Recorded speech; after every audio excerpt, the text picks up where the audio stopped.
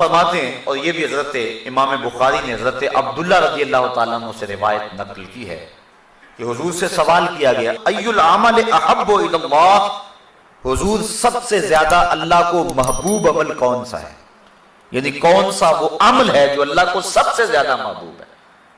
قال الصلاۃ علی وقتہا، فرمایا وقت پہ نماز پڑھنا۔ اولاد بنی آدم کے جتنے بھی اعمال ہیں، اچھے نیک صالح اعمال، ان میں سے اللہ کو سب سے زیادہ محبوب عمل جو ہے وہ وقت پہ نماز پڑھنا ہے۔ ثم ایو، صحابہ نے عرض کی حضور پھر اس کے بعد؟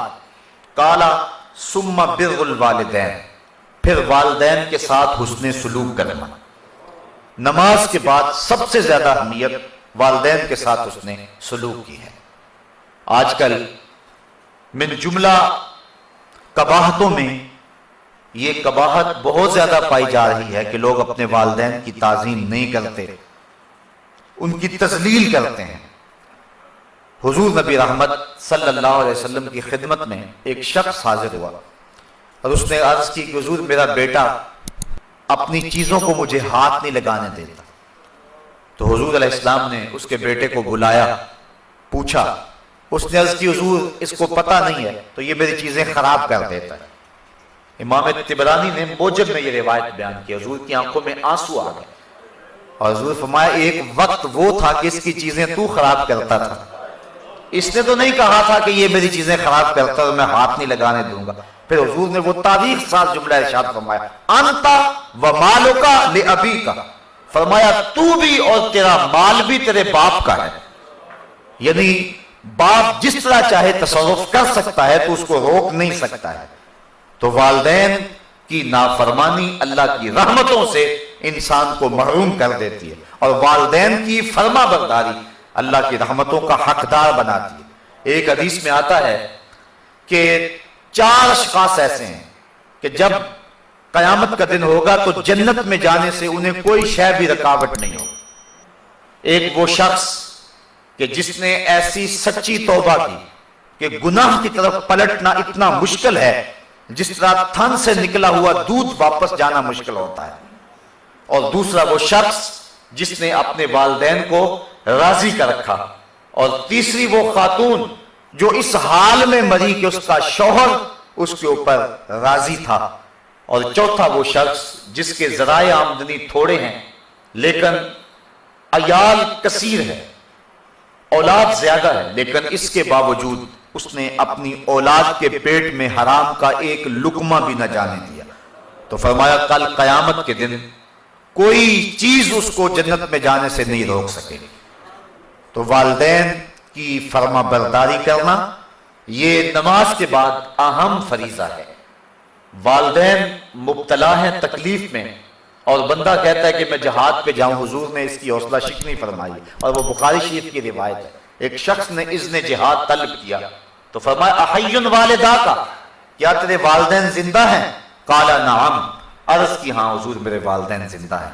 قال ففیہما فجاہد، کہا جا ان کی خدمت کر، یہی تیرا جہاد ہے۔ والدین فالغ زدہ اور بیٹا تبلیغی چلا کاٹنے گیا ہو، اسلام تو اس کی حوصلہ افزائی نہیں کرتا۔ ماں باپ کو ضرورت ہو اور بیٹا پیر کی چوکھٹ پہ جا کے بیٹھا ہو، اسلام تو اس کی حوصلہ افزائی نہیں کرتا۔ ہمارے سامنے حضرت اویس کرنی کی مثال موجود ہے۔ حضور قمیص کے بٹن کھول کھول کے لمبے سانس لیا کرتے تھے اور فرماتے مجھے یمن سے یار کی خوشبو آتی ہے۔ کسی نے کہا حضور وہ کون ہے جو آپ کو ملنے بھی نہیں آیا؟ لوگ کہاں کہاں سے آگے، یمن تو دور بھی نہیں ہے، تو وہ ملنے بھی نہیں آیا آپ کو؟ تو فرمایا اس کی بوڑھی اور نابینا ماں ہے جس کی خدمت اسے میرے حضور آنے سے روکے ہوئے، بلکہ فرمایا کوئی اویس کو ملے اور میرا سلام دے اور اس کو کہے کہ میری امت کی بخشش کی دعا کرے۔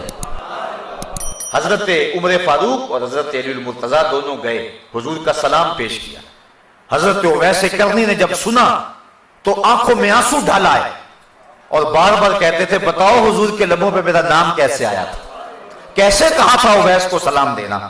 جب محبتوں کے امٹتے ہوئے یہ جذبے دیکھے، کہا اتنا پیار حضور سے تو ملنے کیوں نہیں آیا؟ جب یہ بات کہی تو حضرت اویس نے رخ کو بدلا، کہا تم نے میرے رسول کو دیکھا ہے؟ کہا ہاں ہم تو شام سویرے رہتے خدمت میں تھے۔ کہا پھر بتاؤ حضور کے ابرو جڑے ہوئے تھے یا کھلے ہوئے تھے؟ اب یہ حیرت زدہ ہو گئے کہا مجھ سے پوچھ لو جس نے نہیں دیکھا. کوئی دور سے دیکھتا تو جڑے ہوئے نظر آتے, قریب آ کے دیکھتا تو کھلے ہوئے نظر آتے. تو معلوم یہ ہوا کہ جو ماں باپ کی خدمت میں رہا وہ حضور کی صحبت سے بھی محروم نہیں رہا, حضور کے قرب کی دولت سے بھی وہ مالا مال رہا ہے. حضرت بایزید بستامی کہتے ہیں کہ میں نے اپنی ماں کے آگے ہاتھ جوڑے, میں نے کہا امی تیرے حق ادا کروں یا کہ اللہ کے حق ادا کروں؟ اپنے حق معاف کر دے, میں اللہ کو منا لیتا ہوں. ماں نے کہا جاؤ بیٹا. 12 سال جنگلوں میں گھومتے رہے. ایک دن بستان کے قریب سے گزر رہے تھے, دل میں خیال آیا جاتے جاتے ماں کو سلام کر جاؤں. دروازے کو دستک دینے لگا, رات کا موقع تھا. خیال آیا کہ ساری زندگی ماں کو سکھ نہیں دیا, دکھ بھی کیوں دوں؟ ماں سوئی ہوگی, میرے لیے اٹھے گی. دروازے کے ساتھ لگ کے کھڑے ہو گئے. سردیوں کی لمبی رات تھی, ساری رات بیت گئی. جب سحری کا وقت ہوا, اندر سے جو نالی آتی تھی وہاں سے پانی آیا. سمجھ گئے میری ماں سحری کے لیے اور تہجد کے لیے بیدار ہوئی اور یہ اس کے وضو کا پانی ہے. دروازے کو دستک دی, اندر سے آواز آئی بیٹا بایزید ٹھہرو میں آتی ہوں. مائیں تو بیٹوں کے دستک کے انداز سے جانتی ہوتی ہیں یہ کون سا بیٹا دستک دے رہا ہے, یہ ماں کا پیار ہے. ماں نے دروازہ کھولا. حضرت بایزید بستامی کہتے ہیں کہ پھٹے ہوئے کپڑے, پیوند لگے ہوئے اور بکھری ہوئی حالت. ماں نے جب دیکھا تو آنکھوں میں آنسو مڈائے. 12 سال کے بعد بیٹے کو دیکھا تھا. ماں نے جب دیکھا تو ہاتھ اٹھا لیے, کہا مالک میرا بیٹا بایزید تیری طلب میں نکلا تھا, تو نے ابھی تک اسے اپنا قرب نہیں دیا. یہ جملے تھے ماں کی زبان پر. حضرت بایزید کہتے ہیں 12 سال کی ریاستوں سے مجھے جو کچھ نہیں ملا تھا ان جملوں سے مل گیا. میں نے کہا مالک میں تجھے کہاں ڈھونڈ رہا ہوں, تو ماں کی دعاؤں میں ہے. تو اگر والدین ناراض ہیں تو عبادت نہیں ہے. اور ایک روایت میں آتا ہے جس نے والدین کو تنگ کیا اور اس کے والدین ناراض تھے, قیامت کے دن وہ جنت کی خوشبو بھی نہیں پائے گا. اور جنت کی خوشبو 500 سال کی مسافت سے آنا شروع ہو جائے گی, لیکن وہ جنت کی خوشبو بھی نہیں پائے گا جس کے والدین اس پہ راضی نہیں ہیں. تو فرمایا پہلی چیز کیا, اللہ کو جو محبوب ترین عمل ہے وہ وقت پہ نماز پڑھنا ہے. دوسرا محبوب عمل بر الوالدین, والدین کے ساتھ حسن سلوک کرنا. صحابہ نے عرض کی ثم ایو حضور پھر کون سا عمل ہے؟ قال الجہاد فی سبیل اللہ, کہا اللہ کے راستے کے اندر جہاد کرنا. تو سب سے اولیت نماز کو, پھر اس کے بعد والدین کے ساتھ اس نے سلوک کرنے کو, اور پھر تیسرے نمبر پہ حضور نے جہاد کا ذکر فرمایا. حضرت سلمان فارسی رضی اللہ تعالی عنہ سے ایک روایت ہے, اور روایت بیان کرتے ہیں حضرت ابو عثمان رضی اللہ تعالی عنہ. کہتے ہیں ایک دن میں حضرت سلمان فارسی رضی اللہ تعالی عنہ کے ہمراہ کسی سفر میں تھا.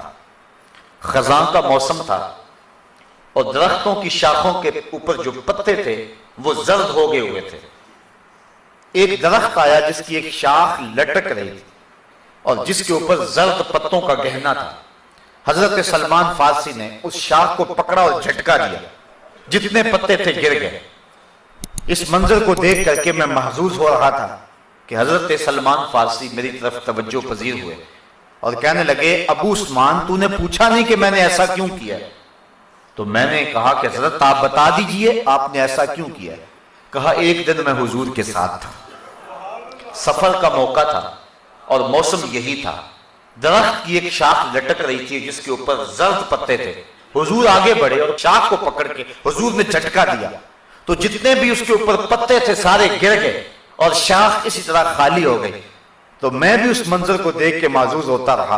حضور نے میری طرف توجہ کی اور فرمایا سلمان تو نے مجھے پوچھا نہیں کہ میں نے ایسا کیوں کیا؟ حضرت سلمان فارسی کہتے ہیں میں نے عرض کی بندہ نواز آپ ارشاد کرتے ہیں کہ آپ نے ایسا کیوں کیا؟ تو حضور نے فرمایا جس طرح میں نے اس شاخ کو جنبش دی اور اس کے اوپر کوئی پتا باقی نہیں رہا, جب کوئی شخص نماز کے لیے کھڑا ہوتا ہے اس طرح سارے گناہ اس کے بدن سے جھڑ جاتے ہیں. تو یہ نماز کی برکات ہیں. حضور نے ارشاد فرمایا مفتاح الجنت الصلاۃ, جنت کی چابی نماز ہے, یعنی چابی کے بغیر تالا نہیں کھلتا. تو اگر جنت میں جانے کی آرزو ہے تو پھر نماز کی ادائیگی کا مزاج بنانا ہوگا. نماز کی ادائیگی کا مزاج بنا لیں گے تو یہ جنت کو کھولنے والی مفتاح الجنہ, جنت کی یہ چابی ہے. بلکہ حضور علیہ السلام نے ارشاد فرمایا اول ما یحاسب بہ العبد یوم القیامہ الصلاۃ، قیامت کے دن بندے سے سب سے پہلا سوال نماز کا ہوگا۔ اگر پہلے سوال کے اندر ہی انسان بے بس ہو گیا تو باقی معاملے تو خراب ہو گئے، اور جس نے اس کے جواب کے اندر آسانی پائی اس کے باقی معاملے بھی اللہ ٹھیک فرما دے گا۔ تو قیامت کے دن بندوں سے سب سے پہلا سوال جو ہے وہ نماز کا ہوگا۔ اور میرے اور آپ کے آقا و مولا نے فرمایا حبب الیہ من دنیاکم ثلاث، لوگوں تمہاری دنیا سے مجھے صرف 3 چیزیں پسند ہیں، الطیب والنساء وجعلت قرۃ عینی فی الصلاۃ، خوشبو، منکوحہ عورتیں، اور میری آنکھوں کی ٹھنڈک نماز میں رکھی گئی ہے۔ حضور نے نماز کو اپنی آنکھوں کی ٹھنڈک قرار دیا، بلکہ نماز کی برکات کا عالم یہ ہے کہ حضور نبی رحمت صلی اللہ علیہ وآلہ وسلم نے ارشاد فرمایا، حضرت